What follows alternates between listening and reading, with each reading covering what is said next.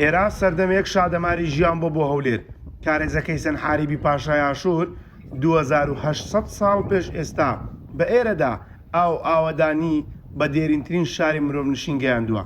هەر لە هەمان شوێن بەنداوە بەناو بانگەکەی بەستۆڕە بنیادراوە. ئەو بەنداوەی بارانی ڕەحمەتی چەند ڕۆژی ڕابردوو نزیکی کردوتەوە لەوەی سەرڕێژ بکات. بەنداوی بەستۆرە پێرارەکە کە دروست کرا دەوری 2.5 ملیۆن مەتر مکعب ئاوی تێدا بوو، بەڵام هاوینەکەشی وشکە ساڵی بوو، پارەکەش هەر وشکە ساڵی بوو لۆیە ئاو نەما.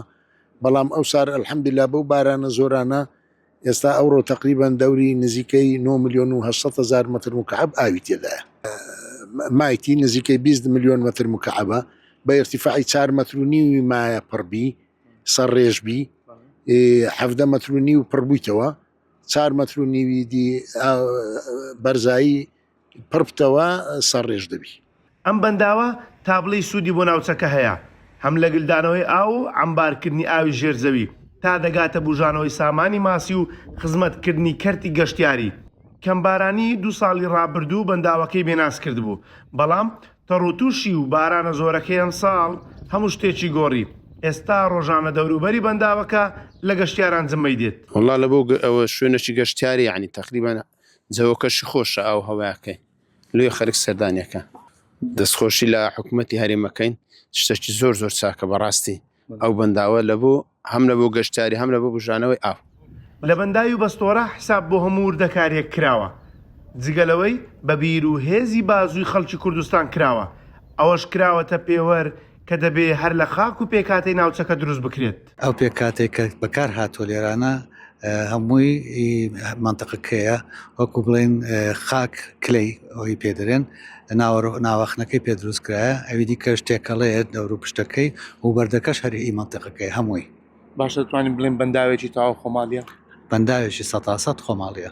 ساڵێک و 5 مانگ لەمەوبەر و بە دیاریکراوی لە مانگی ئۆکتۆبەری 2024 سەرۆکی حکوومەتی هەرێم تاوابوونی بەنداوەکەی ڕاگەاند بە 17 مانگ بەنداوەکە موژدەیەکی خۆشی لەگەڵ خۆی هێنا و بڕێکی زۆر ئاوی تێدا کۆبەوە.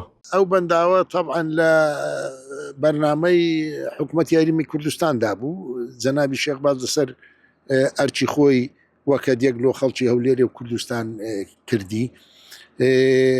ئیسیفادەی بەنداوەکەی ئەوەلەن زیادبوونی ئاوی ژێرزەویە، دووەم کەش و هەوای منتیقەکەی دەگۆڕی، دەبتە منتیقەی گەشتیاری، ینی لە دوێنێ و پێرەوە ئەو هەموو بارانە باریە تەماشاکە ئێستاکە خەڵکەکی زۆر هاتیە لۆ سەیرانە و هەروەها سامانی ماسیژ زیاد دەکات لەو منتیقەی، ئاو هەوای منتیقەکەش دەگۆڕیت.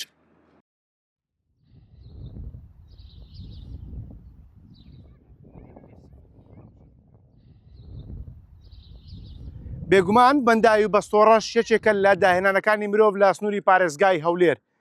لەگەڵ تەواوبوونی بۆتە ئومێدێک بۆ خەڵکی کۆمەلگای بەستۆڕە و سنوورەکە بۆ ئەوەی ببێتە هۆی ئەوەی کە زیاتر کەرتی گەشتیاری ببوژێتەوە و خەڵکی تێیدا کاتێکی خۆش بەسەر ببەن و سوودیشی بۆ ناوچەکە هەبێت.